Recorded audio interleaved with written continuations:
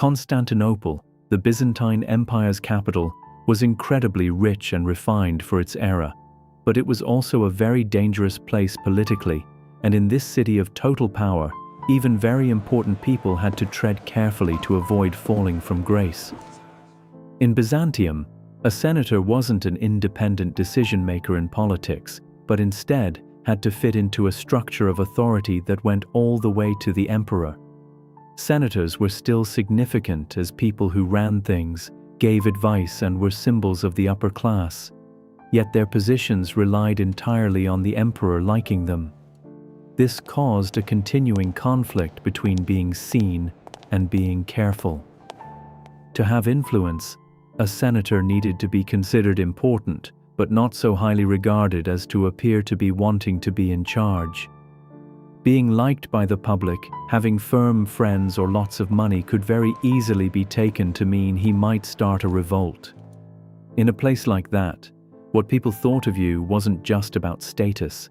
It was something that had to be very carefully handled, formed, and at times purposefully kept down. When a senator stepped over the unwritten limit, that was the end. Having their belongings taken away took away their money. Being sent away from the city meant they were no longer in politics, and being forced to become a monk meant they were kept quiet. Sometimes people were permanently barred from positions of power by being blinded or having a limb broken, and these weren't just random cruelties, but carefully planned reactions in a system that saw being in control and having stability as most important. A senator in Byzantium started his day early. The big homes of the capital weren't simply comfortable places to live, they were the center for getting things done, and your home life and political life often mixed together. Most mornings started with religion. In Byzantine society, faith was woven into everything you did, both in public and at home, and the upper class were supposed to obviously show their belief. At home, senators had lovely icons, images of Christ, the Virgin Mary, or popular saints, and they would stand and say their prayers in front of them. Breakfast, even though they were rich, wasn't fancy.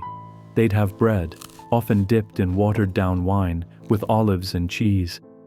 It was a light meal and not too much. This was both from habit and because being able to think clearly was very important for what they had to do. Overeating, and especially doing so first thing in the morning, was linked to bad decisions, and a senator couldn't take that risk when even a small mistake could cause problems for a long time. As the senator was eating, the rest of the household was already very active. Servants were getting clothes ready for what he'd be doing that day, sorting out letters and arranging for people to come and see him. By the time he left his private room, all his political and social events were set to happen. Throughout the morning, the front of a senator's house became a busy yet orderly scene.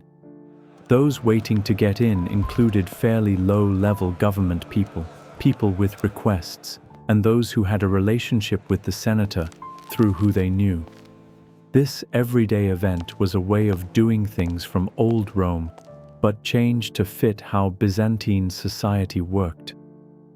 Many people would ask the senator for help with the law or a way to get to someone of even more importance, and others were simply trying to remain in the senator's good books. What they gave in return was support, doing things for the senator, or gifts given with a lot of thought. A family's planning did much the same for increasing how much say they had. Marriages were frequently arranged for definite political reasons, tying together different important groups all over the empire. A senator's daughter, for example, could marry into a family in the army, a noble family from Armenia, or even someone in the Varangian Guard. All these connections allowed a family to have influence that went beyond the city walls, and some families were very careful in their plans to be able to get to power for years to come. A family might have one son made a eunuch, and that could get him into the most private areas of the imperial court. Eunuchs could have a lot of power in running things, but because they couldn't have children, they weren't part of the fight to become the next emperor. By late morning, everyone's focus was on the Great Palace, the place where the Byzantine Empire was run and where its important ceremonies happened. Once inside, you were in a place where your place in the system wasn't just shown, but was something you were reminded of all the time. How you moved, how you stood, and what you said were all controlled by the rules, and even senators who had been doing this for years had to carefully think about what was expected of them in any situation. What you said could be taken in a number of ways depending on who was hearing you, and because of enemies and people who would tell on you, every conversation had the potential to be dangerous. You could get into trouble for saying too much, or for saying too little. Being too quiet could be interpreted as not being interested, or, even worse, as being suspicious. The emperor's authority defined the atmosphere, whether he was physically present or not. People who worked for the emperor acted for him, watching what happened, letting him know, and at times changing the way things were understood. And in this world, a foolish comment could have results lasting much longer than that moment.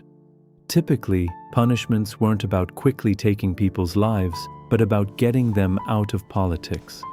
Something like being shaved bald, being given a monk's clothing, and being sent to a monastery far away would end a person's life in public service. However, the palace was also a center of education.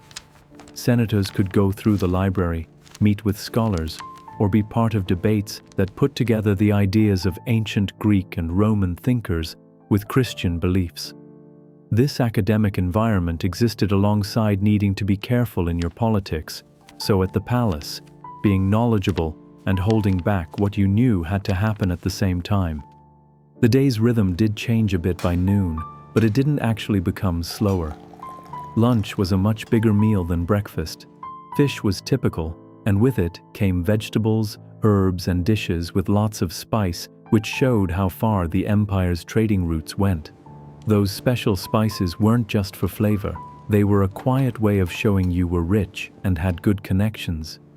Because of Constantinople's heat, particularly at certain times of the year, people would pause, and it was understood they would. This wasn't really for relaxing, more to make sure they could concentrate for the rest of the day as the important social and political business happened later. Baths were a big part of this routine. They weren't just for getting clean, they were where the upper class met and exchanged information in a more relaxed way. People tended to be more open with what they said in the baths, although they were still careful, and senators could see how loyalties were changing, find out about enemies, and strengthen their friendships. Inside the bath building, you could still tell who was important, but not in such a strict way.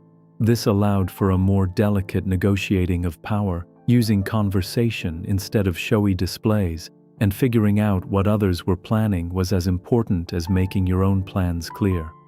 As the afternoon grew later, everyone started to think about the Hippodrome. This huge arena close to the Great Palace wasn't just for chariot racing. It's where the people of Constantinople came together, where different groups battled each other in terms of support, and where you could see how the emperor and the public felt about each other. Senators had special, elevated seats and watched the races, but also what the crowd was doing. Putting on races, festivals, or any kind of public entertainment needed a huge amount of money, and senators were usually expected to give. Being generous in this way did a lot of things. It showed how important they were, got them on the good side of the public, and proved they were on the emperor's side.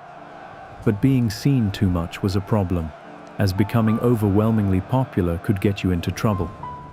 If nothing big was happening at the Hippodrome, social life moved into homes. Members of the upper class invited each other to dinner in the evening, and their houses were turned into beautiful places for showing off and for political maneuvering. Silver utensils, textiles, and things from other countries were used for the tables, and the food included rare fruits and expensive foods that had traveled from far away. These dinners weren't only about being a good host. What people said, where they sat each other, and the order in which the food came, all showed how people ranked each other and what they meant to do.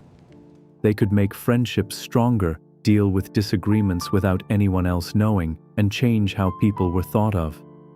As darkness settled over Constantinople, the huge city gates were locked to control who went in or out, and guards began walking their routes on streets that just earlier had been full of people. Evenings were typically calmer, a time for thinking things over instead of being with others. Senators, by light of oil lamps, might read religious writings, continuing the usual strong connection between belief and everyday living.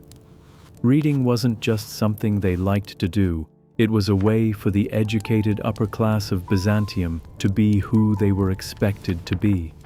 However, a senator's security didn't only rely on the emperor's favor, but on how Constantinople as a whole was doing.